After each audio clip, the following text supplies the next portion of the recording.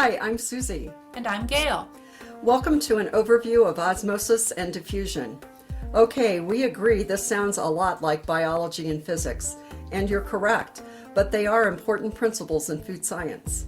However, if you've ever sprinkled sugar on fresh strawberries or made applesauce, you've already seen and used the principles of osmosis and diffusion in food preparation.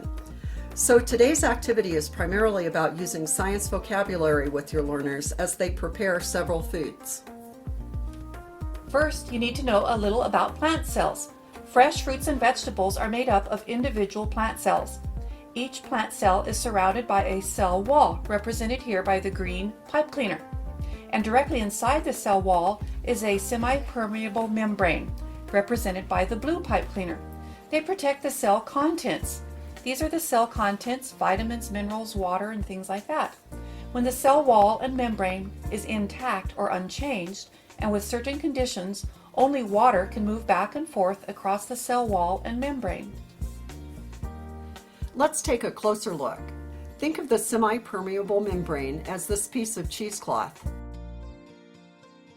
When conditions are right, it lets water through.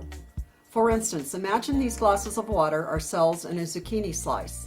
Inside the cells are substances such as water, sugar, nutrients, and pigments, represented here by sunflower seeds.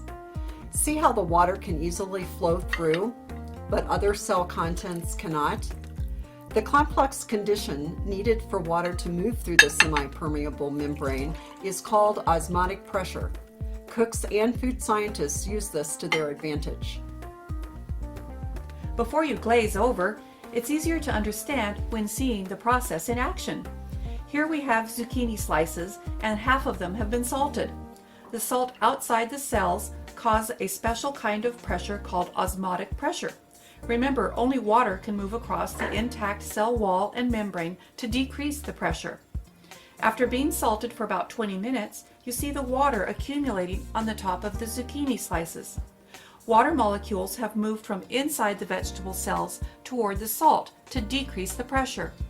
In the unsalted slices, no water accumulates because there is no osmotic pressure created by salt. You may be wondering why a cook or food scientist would want to pull water from vegetables. An example would be a recipe for cucumber salad. By pulling out some water, the cucumbers will not be watery, allowing dressing to cling and not become diluted. Osmosis also happens when you put sugar on fresh strawberries to get them to juice. It's the same principle. Water is pulled from the inside the strawberry cells across the cell wall and cell membrane to the surface because pressure, specifically osmotic pressure, has been created by the sugar. Next, let's talk about diffusion.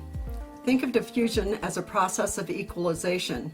Starting with ice water, add a couple of drops of food coloring and watch what happens. The red food coloring goes from an area of higher concentration, the drop of coloring, to an area of lower concentration, the surrounding water. Notice the rate of diffusion or spread of the red food coloring. After time, the color will equalize throughout the water. In the second example of diffusion, you start with hot water. Watch how quickly the red food coloring diffuses. The water molecules in hot water are moving more quickly than the ones in cold water, so the food coloring diffuses more rapidly. So what does diffusion have to do with food science? When fruits and vegetables are cooked, the cell wall and membrane begin to break down or rupture and allows diffusion to occur. In food science applications, substances such as sugar and salt diffuse. During the next part of the activity, you will be illustrating diffusion with learners by experimenting with apples. Apple cells naturally contain about 15% fruit sugar and, of course, water. This is important to keep in mind during the process of diffusion. Most applesauce recipes call for placing chunks of apple in plain water, followed by cooking.